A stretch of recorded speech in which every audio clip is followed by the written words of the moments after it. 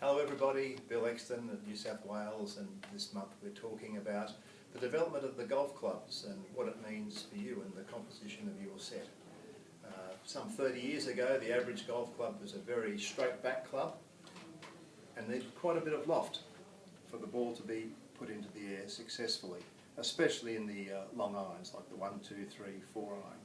Then as the manufacturers cottoned on to perimeter weighting, which is more or less the modern club now, the weighting is all around the outside, wide sole so the weight is down low, certainly helps generate a lot more height. And that enabled the manufacturers to reduce the loft and hence go out and sell more product, saying that their irons now hit the ball further.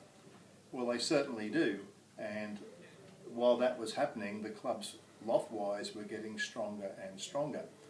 And what it meant was there was a gap, because as the clubs got stronger, the wedge also got stronger. So the pitching wedge, which used to be 52 degrees, is now something like 46 degrees. Now the only problem for the manufacturer with that was the sand wedge, they couldn't make that stronger, otherwise you wouldn't be able to get out of the bunkers. So they had to leave that at 56. So suddenly we had this huge gap between the sand wedge and the pitching wedge. And consequently, as you must probably be well aware now, we've got a number of gap wedges that fill that void. And that means we're usually carrying maybe 3 or possibly 4 wedges in a lot of sets these days. Now, when that happens, something else has got to give way. And it's usually up in the higher end for the better player who wants to carry more wedges for his or her scoring. You usually find that something up the top end has to give way. Now, just as an example of the two extremes of the different sets, I brought my set out, and I have what we'd say is a starting set or beginner's set, and we can look at the differences there. So in my set, I've had to give away something at the long end to benefit and take the 4 wedges in my set. And I found that the safest thing for me to do was to drop the 3-4 fairway wood, and I either replace it with a hybrid or a driving iron. This is a 2 iron to make up that difference in the long end of my game. And I find that's a successful combination for me. That's very economical for me at this end, allows me to have plenty of clubs down at the scoring end. Now for the high handicapper or someone just starting, the requirements at the low end mightn't be as great. They're still happy with a sand wedge and a pitching wedge, especially with the modern weighted type of club that hits the ball very high. But their problem is at the distance end. They want to try and get more assistance getting down the fairway and getting some good distance to the par 4s and par 5s.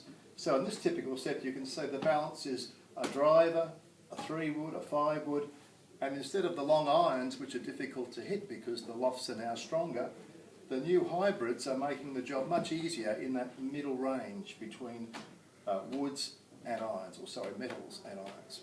So that the hybrids are becoming more and more popular, and this is really the standard makeup these days of most of the ladies and many of the men's sets, that we have 2 or 3 woods, 2, 3 or maybe 4 hybrids, and the irons start at maybe the 6 or 7 iron.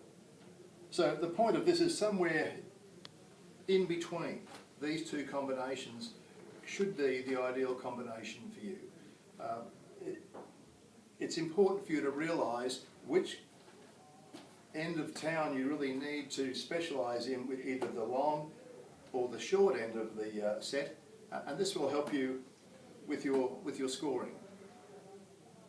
If you're not sure, come in and see us at the Pro Shop. We're happy to help you, take you through the range, show you what your options are. It may be that you drop your 3 and 5 wood and just use a 4 wood. Then you might be able to add an extra hybrid to fill in the gap further down the chain, or add another wedge down at the bottom end where you feel you might be able to save some valuable points around the green. So there's all those different combinations that you can do. Come and see us in the Pro Shop. That's what we're here for, is to help you get the best out of your golf clubs and get the right selection, the right balance that suits your game. Happy golfing.